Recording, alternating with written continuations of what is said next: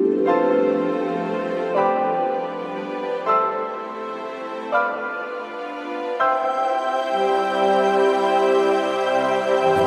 चरहट के हिंदी में आपका स्वागत है। आज हम आपको भाद्रपद कृष्ण पक्ष की अजा एकादशी की पौराणिक व्रत कथा सुनाने जा रहे हैं। यह कथा सुनने मात्र से व्यक्ति को अश्वमेघ यज्ञ की फल की प्राप्ति होती है। दोस्तों, शास्त्रों में एकादशी व्रत का काफी महत्व है। भाद्रपद मास में आने वाली इस एकादशी का व्रत रखने से भगवान श्री हरि विष्णु के साथ माता लक्ष्मी का आशीर्वाद भी प्राप्त होता है।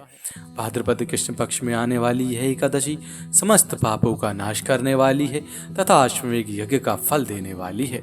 एकादशी के दिन व्रत उपवास रखकर और रात्रि जागरण करके श्री हरि विष्णु जी का पूजन अर्चन तथा ध्यान करना चाहिए। अजा एकादशी की पौराणिक कथा ये हम आपको बताते हैं। जब कुंती पुत्र युधिष्ठिर कहने लगे कि हे भगवान, भाद्रपद कृष्ण पक्ष एकादशी का क्या नाम है, व्रत करने की विधि तथा इसका महात्म कृपा करके कहिए।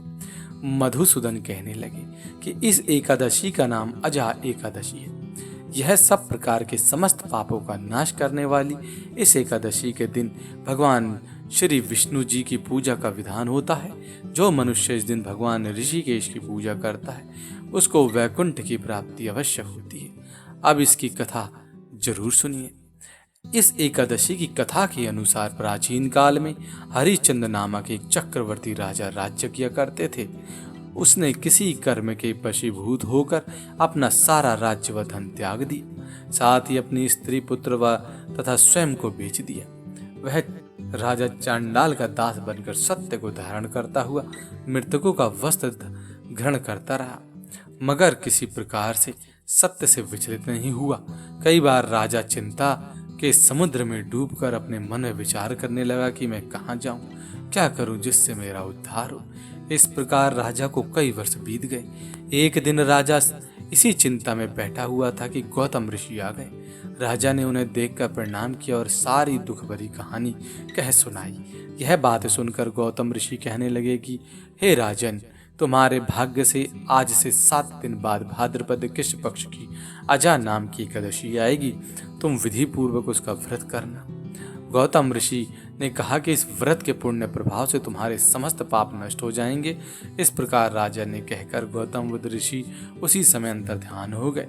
राजा ने उनके कथा अनुसार एकादशी आने पर विधि पूर्वक व्रत किया और जागरण किया।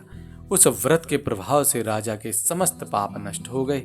स्वर्ग से बाजे बजने लगे और पुष्पों की वर्षा होने लगी। उसने अपने मृतक पुत्र को जीवित और अपनी स्त्री को वस्त्र तथा आभूषणों से युक्त देखा। व्रत के प्रभाव से राजा को पुनः राज्य मिल गया। अंत में वह अपने परिवार सहित स्वर्ग को गया। हे राजन, ये सब अजा एकादशी के प्रभाव से ही हुआ है। अतः जो मनुष्य यत्न के साथ विधि पूर्वक इस व्रत को करते हुए रात्रि जागरण करते हैं, उनके समस्त पाप नष्ट होकर अंत में वे स्वर्ग लोक को प्राप्त होते हैं। इस एकादशी की कथा के श्रवण मात्र से अश्वमेघ यज्ञ का फल प्राप्त होता है। तो ये थी अजा एकादशी व्रत की संपूर्ण कथा। उम्मीद है कि वीडियो आपको अच्छी लगी होगी। वीडियो अच्छी लगी हो तो वीडियो को लाइक कर दें, दोस्तों के साथ शेयर कर दें। चैनल पर पहली बार आए हैं तो चैनल को सब्सक्राइब कर बेल आइकन जरूर दबा दें। धन्यवाद।